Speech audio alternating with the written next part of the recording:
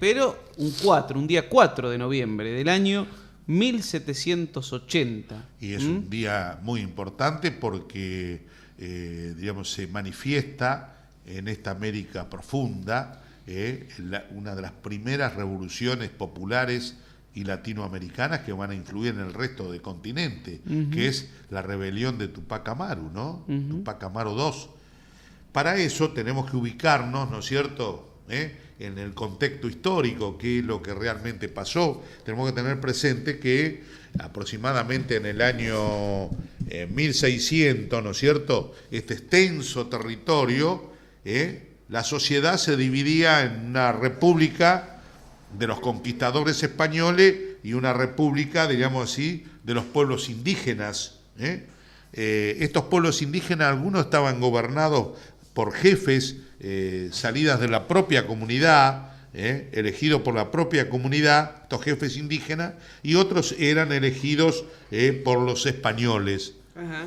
¿No es cierto? Y bueno, en ese momento, en ese contexto histórico, imagínense, existía la mita, el trabajo esclavo en las minas, porque el descubrimiento de América y el genocidio que se hizo,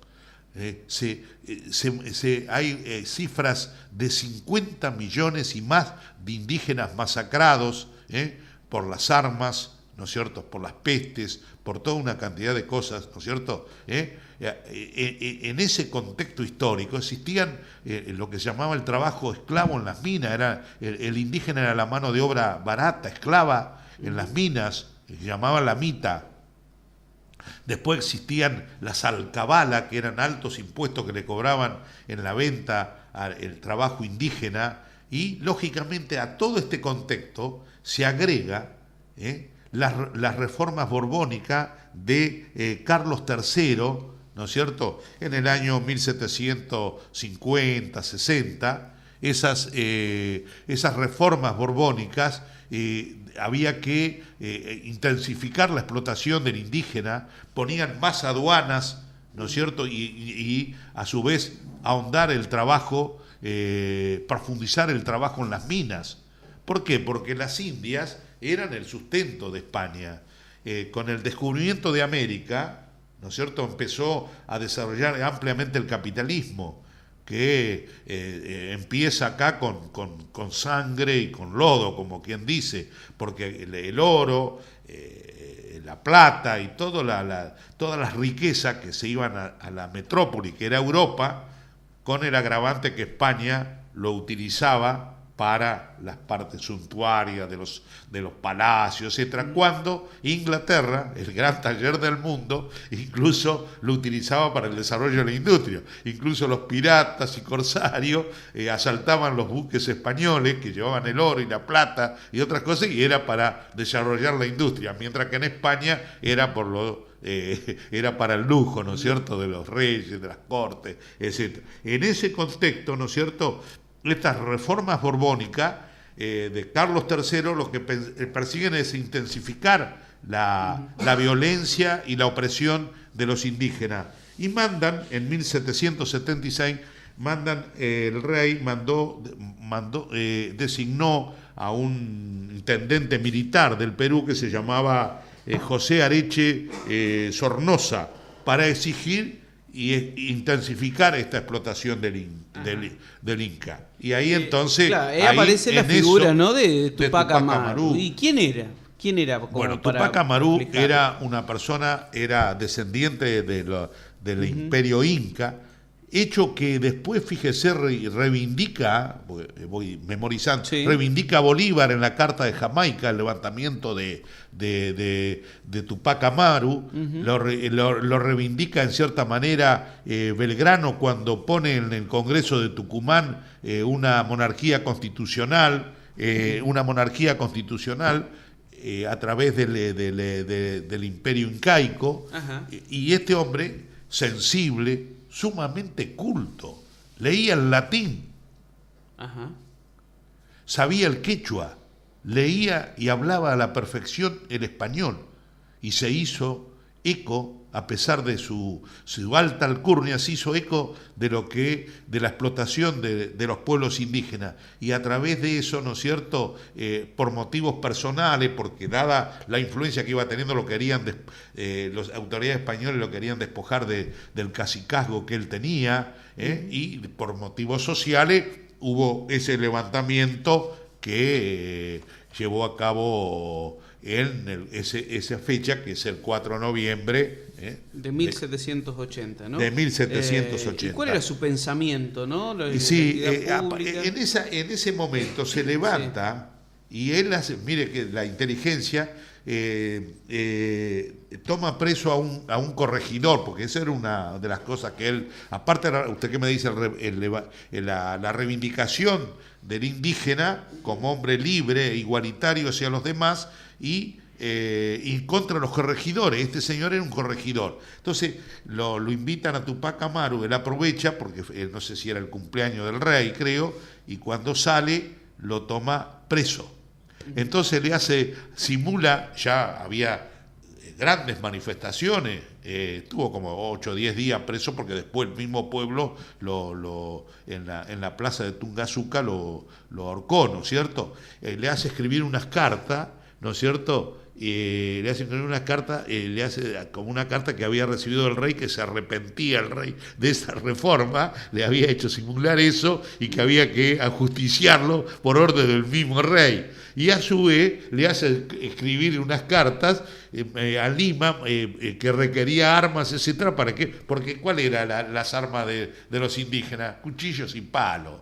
Eso es lo único que tenían. Entonces se levantan, ¿no es cierto? Y después viene el ahorcamiento de él, y tiene una gran victoria contra los españoles, porque él no solamente reivindicaba al indígena, también al mestizo, a los criollos nacidos, que también eran explotados. Después, por eso viene la Revolución de Mayo y todas las revoluciones en América Latina, encabezadas muchas veces por los criollos, ¿no es cierto? Y entonces, en este levantamiento, que triunfa en la batalla de Sangarará, ¿no es cierto?, rodea Cusco, para ir sintetizando, ¿no es cierto? Sí, sí. Rodea Cusco. Mientras tanto, todo esto había llegado a Lima. España comienza desde Lima a movilizar un ejército de 15.000 hombres muy armado para sofocar esta rebelión, y rodea al Cusco, que era la capital en ese momento administrativo, es muy importante, donde está el famoso Machu Picchu, todo se puede ver hoy. ¿Y qué pasa? Por no obedecerle a su mujer, Micaela Bastida, que jugó un papel muy importante, se había casado con ella cuando tenía 16 años, había tenido 3 hijos con ella, desolló y venció, y en vez de tomar Cusco se retiró para volver a rearmarse. En ese momento viene llegando también el ejército. Y entonces, ¿qué pasa? Siempre, como en todas las cosas, como le pasó a Dorrego, que lo entregaron, alguien del campamento de Tupac Amaru avisó de la nueva avanzada de Tupac Amaru, un infiel, y le alertó al ejército español, y llegó al territorio también y lo venció a Tupac Amaru, llevándolo preso, descuartizándolo, a tal punto que mataron a la mujer, a los hijos, y a él, como no lo podían, lo desmenuzaron, atándole en las piernas 4 caballos, no pudieron hacerlo, la fortaleza de este jefe indígena, y bueno, terminaron degoleándolo, etcétera. Ahora, vos me preguntabas cuál es él lo que quería, de cierta manera, ¿no es cierto? Él, aparte de la redención de su raza, por la cual él bregó y luchó, él quería un sincretismo político, es decir, una monarquía incaica pero igualitaria para todos, indígenas, mestizos y criollos. ¿Un poco el pensamiento de San Martín o no? Y también, más de Belgrano, ¿no? Claro. Y después un sincretismo cultural, porque regía el espíritu como la cruz y la espada, ¿no? Del catolicismo, pero él quería el cristianismo, pero con también agregarle valores espirituales autóctono, un poco después lo que sintetizó el famoso teórico marxista nacional Mariátegui en Perú, ¿no es cierto? Eso es lo que él quería, ¿no? Y lo quería hacer gradualmente, pero la sublevación fue vencida, y dice que en la agonía, atacado por este señor Areche, ¿no es cierto? Le dijo Tupac Amaru, ¿quién eran los culpables? Entonces él le contestó: nosotros somos los únicos culpables, vuestra merced por haber oprimido al pueblo y yo por haber tratado de liberarlo. Por eso, en cierta manera, esa tea que dejó Tupac Amaru después se extendió por todo el continente americano y comenzaron a sobrevolar. Porque era un hombre extremadamente culto, frecuentaba la Universidad del Perú, él tenía de las ideas que se movían en Europa, sabía de las rebeliones en Norteamérica. Acuérdense, todo eso, él lo sabía perfectamente. Es un hombre que habría que estudiarlo en profundidad. Claro, muchas veces se lo pintaba como un indio bruto. Claro, como veces pasa con los caudillos federales nuestros, ¿no es cierto? Como Varela, el Chacho, Varela era un hombre extremadamente culto, ¿no? Así que esta rebelión que nosotros acá en el Ateneo le hemos puesto el nombre de una calle que lleva el nombre de Tupac Amaru, ¿no es cierto? Así que eso me parece importante. Y el otro hecho, si usted quiere, lo mencionamos, abuelo de pájaro, es el 1 de noviembre, ¿no es cierto?, que nace Homero Mansi. Ayer. De 1907, y que muere, bueno, este hombre que había nacido en Santiago del Estero, donde él decía, hay que leer a Galazo para ver toda esta cuestión tiene mucho escrito sobre Homero Mansi. Había nacido en Añatuya, acá tengo al abuelo que es conocedor del tango, etcétera, se mandan unos mates, y bueno, este hombre que fue escritor, poeta, político, ¿no es cierto? A los 9 años ya se traslada con la familia a Buenos Aires y se relaciona con Cátulo Castillo, Julián Centella. En 1926 ingresa a la Facultad de Derecho, trabajó como profesor, ¿no es cierto? Y él decía, tenía 4 principios: patria, pan y poder al pueblo. El sistema, la superestructura cultural, política, económica, trató de silenciarlo, pero no logró. Se comprometió intensamente con los intereses populares, comenzó la militancia en el radicalismo de Irigoyen. Hoy, lógicamente, no militaría al lado de Sanz y de Morales y de todo, ¿no es cierto? Así que, bueno, en 1930 comenzó a luchar contra el gobierno de Uriburu y contra las posiciones alvearistas dentro del radicalismo. Entonces, en 1935 funda Forja con Jaureche, de Lepiane y otros intelectuales, y luego atacó y desmenuzó también el estatuto legal del coloniaje que existía en toda esa década infame.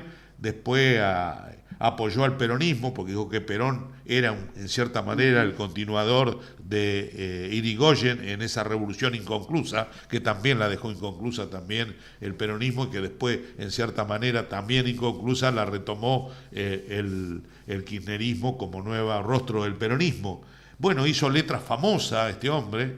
La casa de él era un centro clandestino de resistencia a la dictadura, estuvo preso, se fabricaban bombas caseras, etcétera. Realmente Homero Mansi no hay que verlo por los tangos que escribió, ¿no? Sur, Paredón y después, claro. Che Bandoneón, Barrio de Tango, Dice Polín, El último organito, Romance de barrio, Viejo ciego, no hay que verlo solo. Fue, a veces los tangueros yo les digo, pero ustedes saben eso y se olvidan de la parte sociológica, política de estos grandes hombres como Discépolo y otros más. Y bueno, ¿sabe? Como final, le cuento, o tenemos más tiempo. No, porque lo tenemos a Gustavo. Gustavito. ¿Sabe qué? Cuando murió, creo que tenía 44 años cuando murió, que fue un 3 de mayo de 1951, resulta que está Troilo Está Troilo alrededor del cajón y alguien le toca la cabeza a Homero Mansi, ¿no? Y le dice a Troilo, este no tiene reposición. ¿Qué tal?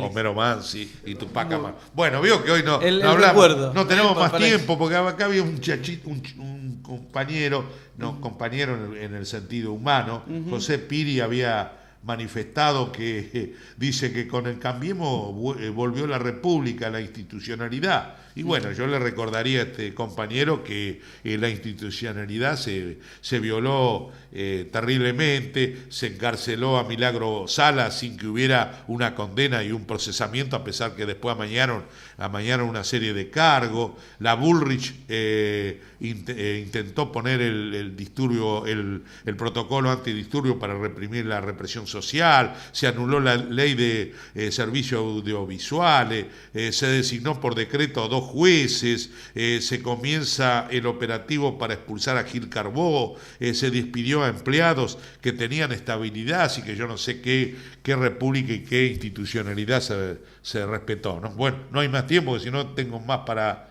Lo dejamos para la próxima. Bueno. Doctor,